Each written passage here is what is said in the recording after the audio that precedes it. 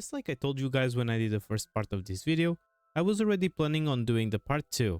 In this video, I will talk about some more 3-star weapons you probably should not sleep on. No matter if you are new to the game or a veteran, because they can end up saving some of your characters if you don't have any other weapons to give them while costing less to level up. As always, don't forget to like this video and sub to my channel if you enjoy my content. 97% of you are not subscribed, and I will be very appreciated if you help me reducing that number. Also, I advise you all to ring that bell for you to be notified when I upload a new video here. All my other links are in the description, and if you wish to support me even more, you can always become a member and help me with a small and merely symbolic monetarily help. So without any more delays, let's talk about some 3-star weapons you should pay more attention because who knows, maybe they are worth leveling up. I will start by a weapon most people don't know it exists, because it's totally hidden and also because of the small yet big detail of only existing 2 of these weapons on the game, at least for now. So yes, this will be the only 3-star weapon you cannot refine it up to R5 no matter how hard you want it. And this weapon is the Dark Iron Sword. This sword provides EM on the substat up to 141 EM at level 90, and on this passive you will increase your attack percent by 20% at R1 and 25% at R2 for 12 seconds after you cause any type of reaction related to the electro element. This weapon is super rare, since you could only get her by talking with a street food vendor on Liyue, or now throughout one specific chest added on a new area of the version 4.4 on the Chenyu Valley. This weapon is especially good on characters that want elemental mastery and for characters who can also do reactions related with electro, making this weapon the best friend of any F2P player if they are trying to make an Hyper Bloom team, for example. So even though it's super rare to get, it will help a lot new players or any veteran who don't want to craft any sword for their Kazuha or Kukishinobu, for example.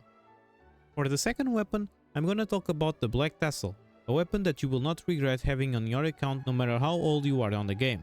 This weapon provides HP percent on the substat, reaching almost 47% on level 90, and on its passive, it increases the damage against by slimes by 40% at R1 and up to 80% on R5. That's why most of the player base calls this the Slime Killer 2000.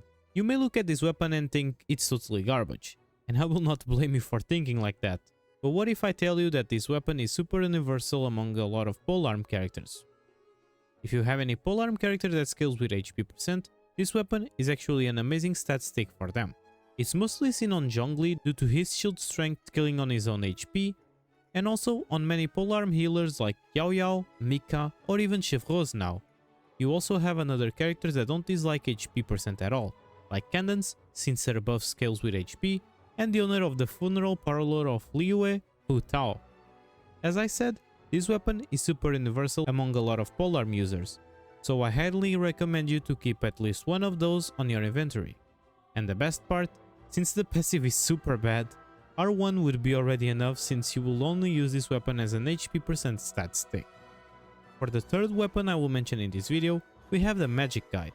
This catalyst may not seem a lot, but it's a good option for some characters thanks to what it provides. On the substat, it offers you EM, which can get up to 187 EM at level 90, already providing way more than other 4-star EM Cataclysm weapons, and on this passive, it will increase your damage against opponents affected by Hydro or Electro by 12% at R1 and 24% at R5. This passive alongside the substat is what it defines the niche where you will want to use this weapon, which is on any team where EM is the main stat and you will use Electro or Hydro. This weapon is mostly seen being used on Nahida since it's one of the best F2P options she has, because she loves the EM it provides and she also will be attacking enemies affected by one or both of the elements, but can also be used on other characters like Kokomi, Yaimiko, Barbara, Lisa, or even Mona. And if you are creating an Hyper Bloom or Bloom team, you should keep an eye out for this weapon. For the fourth weapon I will mention on this video, we will have another Cataclysm weapon, Twin Nephrite. This Cataclysm will only be found on chests on Liyue, so if by any chance you already explored all the Liyue and still don't have this Su R5, I'm sorry to tell you that your opportunity is now gone. But it can be useful for any new player, especially if they get any Cataclysm DPS. You will be getting crit rate on the substat to a max of almost 16% on level 90, and on this passive you will increase your movement speed and attack by 12% at R1 and 20% at R5 for 15 seconds after defeating an opponent. This weapon is not amazing or a totally must have like the other weapons on this list were, but it's actually good to have and can be decent if you have any attack scaler DPS who is needing a character list weapon. Even though the crit rate provided by the substat is small, this actually means that the base attack is higher than the other 3-star weapons. So if we mix with the passive, we can see this weapon being decent on characters like Wanderer, Eizo, Ningguang, Klee, Yanfei, or even Yaimiko. But, of course, all of these characters have better options, so even though this weapon is decent, you will eventually get more suitable weapons for them. And for last, I will talk about the Slingshot. On its substat, it provides crit rate, basically 31% at level 90. If you look at it, it's the same as a crit rate Circlet would give you. And on its passive, it will boost your damage by 36% at R1 and up to 60% at R5 if your normal attack or charge attack hits an opponent within 0.3 seconds after being fired. Because if you don't fulfill this passive, instead of increasing your damage, it will decrease your damage by 10%. I know the passive may scare some people, because no one wants to be losing damage, right? And that's why this weapon is good on specific characters.